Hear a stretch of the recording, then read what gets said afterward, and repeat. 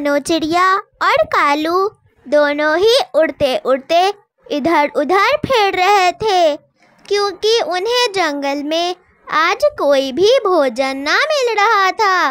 सारे जंगल में सूखा पड़ा था, जंगल में एक पत्ता भी ना था। वो दोनों थक हार कर एक पेड़ के नीचे बैठते हैं। तभी वो पेड़ बोल पड़ता है, पक्षियों, क्या तुम्हें भूख लगी है और तुम्हें कुछ खाने को नहीं मिल रहा? हाँ हाँ पेड़ जी, हम बहुत भूखे हैं। हमारे जंगल में चारों तरफ सूखा पड़ा हुआ है, एक भी पत्ता भी नहीं दिखाई देता हमारे जंगल में। ठीक है, मैं तुम्हें भोजन दूंगा। मैं एक जादुई नारियल का पेड़ हूँ। मैं सिर्फ उन्हीं पक्षियों को अपने नारियल देता हूँ जो दूसरे और भूखे पक्षियों की मदद करते हैं।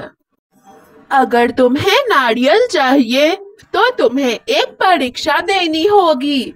मैं तुम दोनों को एक एक नारियल दूंगा और तुम दोनों को उसे एक गरीब पक्षी को देकर आना है जो 2 दिनों से भूखा है और उसे खाने के लिए कुछ नहीं मिल रहा।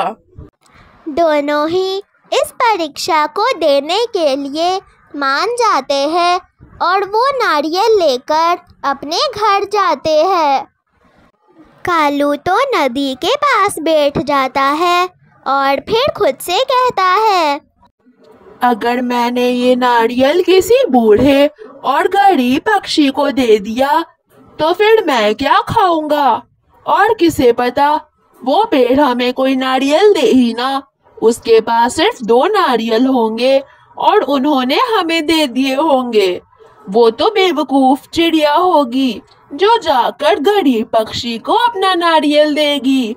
मैं तो अपना नारियल यहीं खा लेता हूँ, बात का बाद में देखा जाएगा। यहाँ कौवे ने अपना नारियल खा लिया था और उधर चिड़िया ने अपना नारियल एक भूखी बूढ़ी फाख्ता को दे दिया था। इसी तरह एक दिन बीत जाता है और अगले दिन वो दोनों फिर से उस नारियल के पेड़ के पास जाते हैं।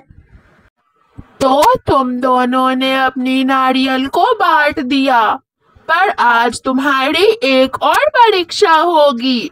मैं तुम दोनों को फिर से एक एक नारियल दूंगा और तुम्हें वो नारियल अपने सामने वाले पक्षी को देना है। जो भी तुम्हारे सामने आए, सबसे पहले तुम्हें वो नारियल उन्हें ही देना है। चिड़िया तो ऐसा ही करती है। वो अपना नारियल मिट्ठू तोते को दे देती है, पर कालू कल की तरह अपना नारियल वापस से खा जाता है।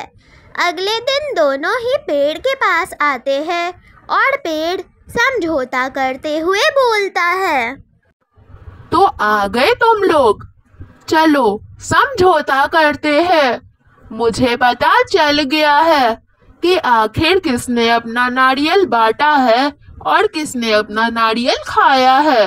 तो चिड़िया, तुमने अपना पहला नारियल एक बूढ़ी फाख्ता को बांटा और दूसरा नारियल एक मिट्ठू तोते को बांटा। पर तुमने कालू कौवे, तुमने तो अपने दोनों नारियल ही खा लिए। उनमें से तुमने एक भी नारियल नहीं बांटा। चिड़िया ने खुद को बर्दाश्त किया और अब मैं उसे बहुत सारे नारियल देने वाला हूँ। पर तुम्हें मैं कुछ नहीं दूंगा।